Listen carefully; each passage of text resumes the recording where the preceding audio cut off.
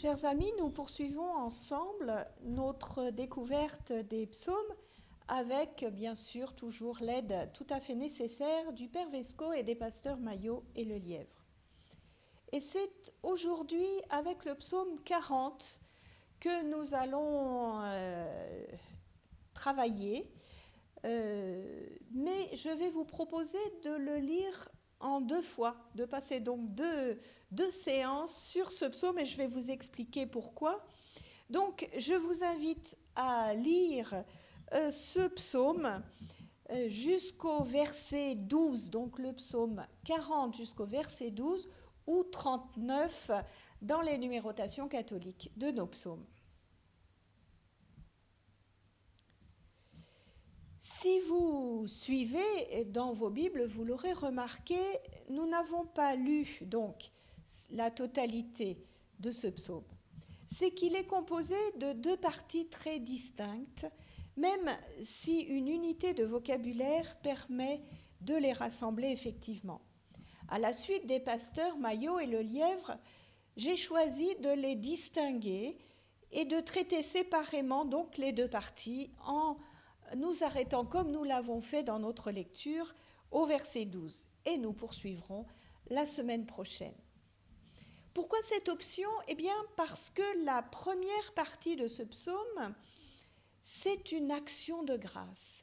Tandis que la suite, comme vous le découvrirez en y regardant de plus près tout à l'heure ou la semaine prochaine, cette seconde partie donc décrit le psalmiste en proie à de grands tourments. L'ordre des choses est donc curieux, pas logique, contraire à tout ce que nous avons eu l'habitude de constater où en général on démarrait par la catastrophe avant d'arriver à la louange, à l'action de grâce. En outre, la seconde partie donc, de ce psaume, quand on le considère comme entier, se retrouve presque mot pour mot dans le psaume 70, ce que les pasteurs Maillot et Le Lièvre expliquent par l'utilisation des psaumes dans la prière liturgique des Israélites, où pouvaient donc être rassemblés des psaumes utilisés dans différentes circonstances, ce qui expliquerait les doublons, mais aussi que finalement sur un même support, tablette, papyrus, que sais-je, étaient inscrits des textes lus dans une même cérémonie, mais à des moments différents. Comme on peut avoir dans nos ouvrages, nos livres, des parties très différentes de nos liturgies. Quoi qu'il en soit, ce psaume est destiné à être lu en grande assemblée. C'est un chant de renouveau, un de ces psaumes que l'on chante après une délivrance. On y célèbre les nombreux actes de salut de Dieu. Un homme vient témoigner publiquement de ce qu'il a vu. Il était aux portes de la mort, il a espéré dans le Seigneur, d'une espérance totale, et il a été sauvé. Tel qu'il est, ce psaume pourrait parfaitement être la réponse au psaume désespéré qui était le psaume précédent, le psaume 39 ou 38, où le psalmiste paraissait dans une dépression sans nom, tout en continuant malgré tout à compter sur le Seigneur. Ici, le psalmiste évoque sans s'attarder la gravité de la situation dans laquelle il se trouvait, mais c'est juste pour mettre en valeur l'action de Dieu envers lui. Il était aux portes de la mort et Dieu a agi. Il l'a retiré d'un gouffre mugissant. Ce trou qui mugit évoque les eaux du monde souterrain, dangereuses, qui font penser au Sheol, le séjour des morts. Mugissement se dit d'ailleurs Shaon. C'est assez proche comme son de Sheol. Le Sheol était en outre imaginé comme un bourbier. On peut aussi penser à Jérémie, jeté dans une fosse citerne boueuse, une fosse F-O, une fosse, un trou, une citerne en fosse. Bref, sa situation était périlleuse, inextricable, et Dieu l'a hissé sur le rocher, sur le sol ferme. Dès lors, ses pas se sont affermis, comme ceux de celui dont Dieu aime le chemin. Remonter hors du trou est une métaphore qui ne cesse de nous parler encore à notre époque. Il s'agit de la délivrance d'un grand péril. Le rocher, en revanche, évoque très nettement la sécurité, qu'on pense d'ailleurs à la parabole de Jésus sur la maison construite sur le roc, en comparaison avec celle qui est construite sur le sable. Celle qui est construite sur le roc, eh bien, aucune catastrophe climatique ne peut la détruire. Les pas affermis de l'homme sont ceux de celui qui marche sur un chemin de vérité. Ce qui est certain, c'est que l'homme vivant est un homme debout. Dieu est déjà donc pour les psaumes celui qui relève et donc celui qui ressuscite, puisque c'est le verbe relever, lever, qui est utilisé dans nos évangiles pour dire la résurrection. C'est un des deux verbes utilisés. L'autre est celui qui signifie réveiller. Donc vous voyez, il n'y a pas de verbe ressusciter en grec, mais il y a un verbe qui signifie mettre debout, ou un autre qui signifie réveiller. Alors, n'est-ce pas un bon psaume pour démarrer notre année 2021, où nous sommes donc invités à réaliser à quel point Dieu est celui qui est à nos côtés, en dépit de tout ce qui nous arrive, qu'il est celui qui entend notre cri et nous relève pour faire de nous des êtres debout, libérés de nos craintes. Quoi qu'il en soit, cet homme, ici dans le psaume, remis debout, est là, dans cette grande fête, pour témoigner de ce qui lui est arrivé. Il témoigne publiquement que Dieu est celui qui relève les humiliés dont il faisait partie. Heureux l'homme qui a placé en Dieu sa confiance, dit-il, et c'est une confession de foi. Il a espéré, il a placé sa confiance en Dieu seul, au cœur même de ses difficultés, et Dieu l'a sauvé. Le psalmiste rappelle le nombre des bontés miraculeuses de Dieu, un nombre si grand qu'on ne peut les décrire toutes. Il inscrit l'action de Dieu dans sa vie comme un exemple de ce que Dieu peut faire, et fait, effectivement. Il ne fait qu'illustrer par cette délivrance qu'il a reçue l'action de Dieu pour son peuple. Il donne le témoignage de ce que chacune de celles et ceux qui l'écoutent peut expérimenter dans sa propre vie. Dès lors, cette miséricorde reçue par lui peut être interprétée comme faite au peuple dans son entier. Et il convient donc de s'en réjouir ensemble.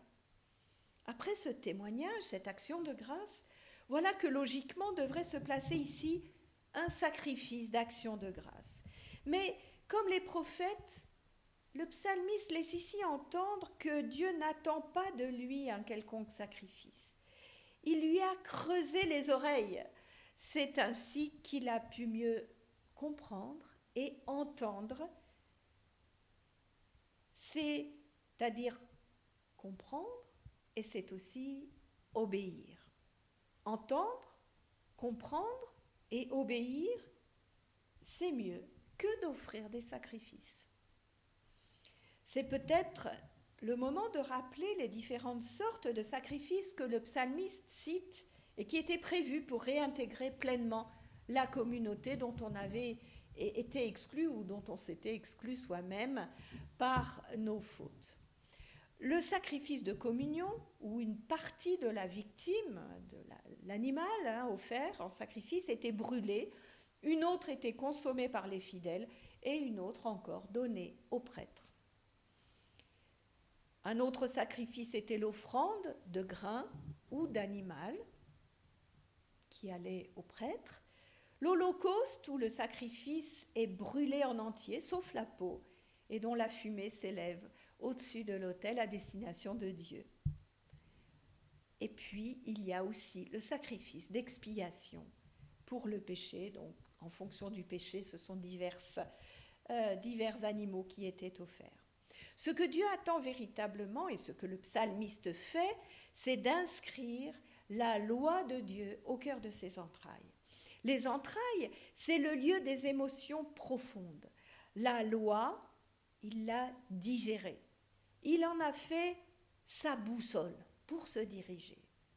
Dès lors, comme Dieu ou comme Jésus, devant les situations terribles vécues par d'autres, il pourra se laisser prendre aux entrailles, saisir aux tripes, là, cette expression forte que l'on traduit bien pauvrement souvent dans nos Bibles par être ému. En fait, non, c'est être travaillé de l'intérieur par la compassion. Rajouterai-je que la prise aux entrailles de Dieu, sa miséricorde, fait en hébreu allusion à la matrice de Dieu. Le terme rahim employé désigne en effet l'utérus, en hébreu comme en arabe, où c'est dans le Coran l'un des attributs de Dieu. Il est matriciel et matriciant, selon la traduction d'André Chouraki, aussi bien dans ses traductions de la Bible que du Coran. Donc, vous voyez que notre image d'un Dieu viril, ça ne colle pas avec ce vocabulaire-là. Dieu n'est pas que un homme, au sens masculin du terme, il est aussi une mère, donc dans le vocabulaire qui est utilisé. Donc voilà un point de contact fort, en tout cas, entre islam, judaïsme et christianisme, qu'il n'est pas toujours inutile de rappeler dans ces temps où les violences des islamistes sont mises souvent en exergue et du coup nous font oublier que l'islam, ça n'est pas que cela. En tout cas, être pris aux entrailles, c'est-à-dire que tout notre être est solidairement touché par la détresse de l'autre. Alors, me semble-t-il, placer la loi dans ses entrailles, c'est donner à ses émotions la boussole, la règle qui lui indique quand et comment réagir. En faisant cela, au lieu d'offrir le sacrifice prévu par la loi, le psalmiste ne rejette pas la loi, mais il la prolonge. Un autre viendra après lui qui dira « Je ne suis pas venu pour abolir la loi, mais pour l'accomplir. » Vous voyez de qui je veux parler, bien sûr. L'esprit en est le même. La loi n'est rien si elle se dissout dans des rites. Les prophètes aussi l'ont souvent rappelé. Mais la loi doit être ce qui oriente notre cœur vers plus de partage, d'ouverture et plus de reconnaissance aussi envers Dieu, devant ces innombrables merveilles que nous recevons de lui. La loi ne doit pas être exécutée machinalement, péril qui guette tout rite. Elle est ce qui doit nous garder en lien vivant avec Dieu, avec nous-mêmes et avec les autres, nos frères et nos sœurs. Nous voyons ici une fois encore qu'il est bien illusoire de concevoir des catégories complètement étanches entre prêtres et prophètes, que la parole prophétique peut avoir été exprimée ailleurs et peut-être même avant. Quant au peuple d'Israël, il n'a pas non plus vécu dans une infidélité constante. Il s'est parfois laissé creuser les oreilles par Dieu, puisque de tels textes comme celui-là existent dans notre Premier Testament. Une dernière remarque, au verset 10, la louange franchit à nouveau publiquement les lèvres du psalmiste, comme s'il ne pouvait de toute façon pas la retenir. Comme au psaume précédent, 39, il n'avait pas pu retenir son bouillonnement intérieur. Alors il prie et il témoigne. Et il invite, pour finir au verset 12, Dieu à ne pas l'abandonner, à garder pour lui ses entrailles ouvertes. Amen.